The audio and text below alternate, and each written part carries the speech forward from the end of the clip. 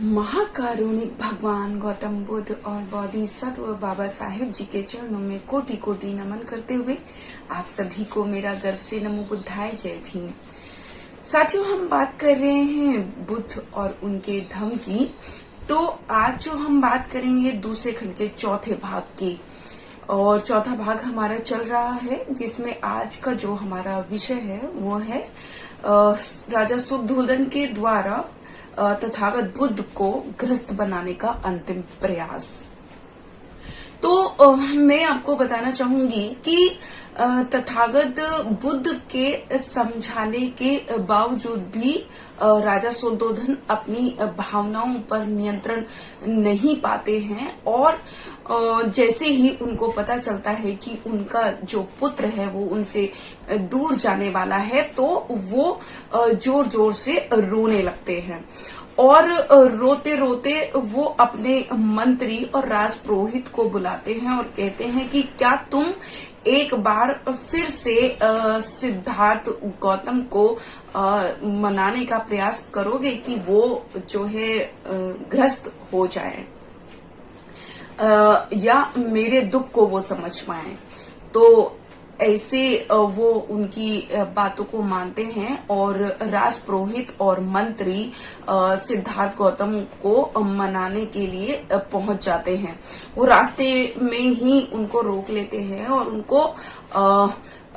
उनको अभिवादन करते हैं और बुद्ध से बात करने की अनुमति लेते हैं। वो साइड में बैठ जाते हैं, एक वृक्ष की छाया के नीचे बैठ जाते हैं, और मंत्री और राजपुरोहित उनको राजकुमार कहकर संबोधित करते हैं कि हे राजकुमार, आप अपने पिता की स्थिति पर थोड़ा सा विचार करें। आप उनके दुख को, उनकी पीड़ा को समझें, क्योंकि वो ऐसे आपके वियोग का जो तीर है उनके सीने में ऐसे लगा हुआ है और उनके आंखों से आंसू बह रहे हैं। तो आप उनके दुख का जो है दुख को दूर करने की चेष्टा करें और आप घर लौट जाएं। तो वो आगे कहते हैं कि जो आपके जो पिता हैं वो दुख की अग्नि में जल रहे हैं, वियोग की दुख की अग्नि में जल रहे हैं, कृपया उनका वियोग दूर करें। माना कि आपका जो उद्देश्य है वो धम्म का उद्देश्य है, लेकिन सदाचार का जीवन जीना और कर्तव्यों का पालन करना भी धर्म का साधन है।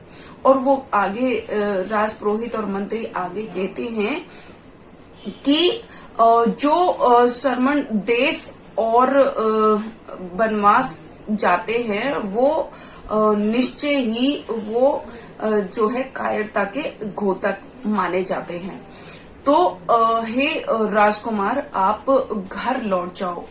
क्या आपको अपनी उस माता की जरा भी चिंता नहीं होती जो आपके वियोग में ऐसे तड़प रही है जैसे कि कोई गाय बिना बछड़े के तड़पती है? इसी तरीके से आपकी माता जो गौतमी प्रजापति हैं वो भी आपके दुख में जो है तड़प रही हैं। आपके पिता दुख के सागर में डूब रहे हैं, और निश्चय ही आपकी पत्नी को भी आपके दर्शन की अभिलाषा है, क्योंकि वो भी आपके वियोग के दुख में तड़प रही हैं और ऐसे जीवन जी रही हैं जैसे कि कोई विधवा का जीवन वो बिताती हैं, इस तरह का जीवन वो बिता रही हैं। कृपया आप के मन में इन लोगों के प्रति क्या बिल्कुल भी आपका कर्तव्य नहीं है? तो हे राजकुमार, आप घर लौट आओ। तो वो उनकी तथागत बुद्ध उनकी बातों को सुनते हैं और क्षण भर का जो है वो क्षण भर का सोचते हैं, और क्षण भर के सोचने के बाद वो अपना उत्तर देते हैं। बुद्ध कहते हैं कि उनके वात्सल्य भाव से मैं परिपूर्ण से परिचित हूँ जो उन्होंने मेरे प्रति दर्शाया है। लेकिन संसार में जो व्याप्त दुख हैं और जो कष्ट हैं, उनसे चिंतित होने के बावजूद ही मैंने उनको अपने सगे संबंधियों को छोड़ने पर मैं विवश हो चुका हूँ। तो वो बुद्ध आगे कहते हैं कि जितने भी जो लोग हैं उनको एक ना एक दिन एक दूसरे से वियोग की स्थिति उनके सामने आएगी ही आएगी, क्योंकि ये सत्य है। अगर अभी हम मिल भी जाएं तो एक ना एक दिन हमको वियोग में रहना ही पड़ता है। नहीं तो किसकी इच्छा नहीं होती कि वो अपने सगे संबंधियों के साथ रहे।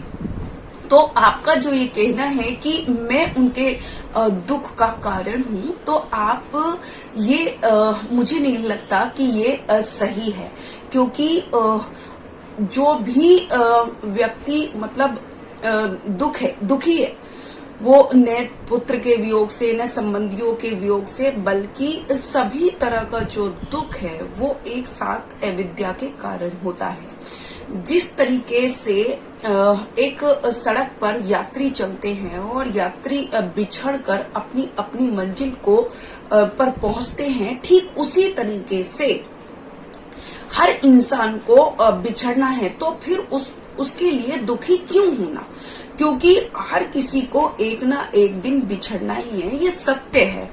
तो अगर आप ये कहते हैं कि मैं दुख का कारण हूं, तो मैं इसका एक और उदाहरण आपके सामने देना चाहता हूं कि जिस वक्त बच्चा माँ के गर्भ में जन्म लेता है, मृत्यु का अनुबंध भी उसी समय से जो है लागू हो जाता है। उसी समय से पता चलता है कि एक ना एक दिन मृत्यु भी होगी। तो ये जो सारे जो दुख हैं वो सिर्फ अविद्या के कारण होते हैं, क्योंकि वियोग की स्थिति तो हर दिन आएगी आएगी। वो अलग है कि समय उपयुक्त होना चाहिए, क्योंकि जो समय है वो हर तरीके के परिवर्तन से गुजारता है और समय सबके साथ है, सबके संबंध में समय है। और एक बुद्धिमान व्यक्ति को चाहिए कि वो अपने उस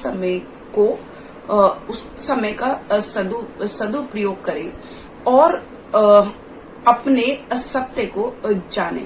तो ये जो सारी चीजें हैं ये अविद्या के कारण होती हैं। अगर राजा मुझे अपना राज्य देना चाहते तो ये उनका उपयुक्त निर्णय है, ये वो पिता होने के नाते वो ऐसा सोच रहे हैं।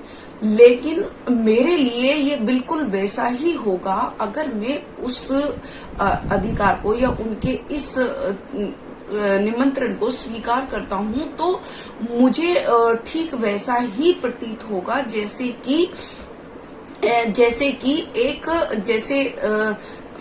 एक अच्छे से अच्छा जो भोजन है उसमें मुझे विष की भांति मुझे लगेगा, और जो कमल की तरह सैया है, मतलब जो कमल के फूलों से जो सजी हुई सैया है, उसमें मुझे ऐसा लगेगा जैसे कि उस पर मगरमच्छ लेट रहे हैं।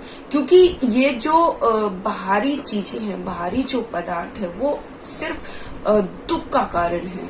वो उनसे दुख होता है, उनसे वो कलंकित है, ऐसा बुद्ध कहते हैं। क्योंकि बुद्ध को ये लगता है कि हर चीज का एक समय होता है, लेकिन बुद्धिमान उस समय को अपने अनुसार, सही वक्त को अपने अनुसार ढाल लेता है। तो जो वियोग की स्थिति है वो हमेशा ही बनी रहेगी। हर किसी को एक ना एक दिन दूसरे से बिछड़ना ही पड़ता है। तो आज नहीं तो कल उनको बिछड़ना ही होगा। नहीं तो हर किसी का मन चाहता है कि वो अपनी फैमिली के साथ रहे, अपने परिवार के साथ रहे, अपने सभी सगे संबंधियों के साथ रहे। लेकिन ऐसा नहीं होता, क्योंकि जो समय का जो परिवर्तन है वो हर तरीके के समय से गुजारता है। और सत्य यही है कि एक ना एक दिन सबको बिछड़ना होता है। तो आप क्योंकि मृत्यु सबको अलग करती है। जिसका जन्म हुआ है उसकी समाप्ति भी एक दिन जरूरी है। तो ये सत्य है। और आप जो ये कह रहे हैं कि मैं राजा के दुख का कारण हूं, तो ये सही नहीं लगता। तो आज का जो हमारा चैप्टर है, जो अध्याय है, वो यही समाप्त होता है। कल फिर से एक नए अध्याय के साथ आपके सामने उपस्थित होंगी। तब तक के लिए मैं शगुन बौद्ध अपनी वाणी को विराम देती हूँ। आप सभी को मेरा गर्व से नमो बुद्धाय। जय भीम, जय भारत, जय संविधान। अगर आपने अभी तक हमारा चैनल सब्सक्राइब नहीं किया है तो सब्सक्राइब करें और घंटी का बटन बिल्कुल भी दबाना ना भूलें, ताकि सभी लेटेस्ट खबरें पहुंच सकें आप पे सबसे पहले।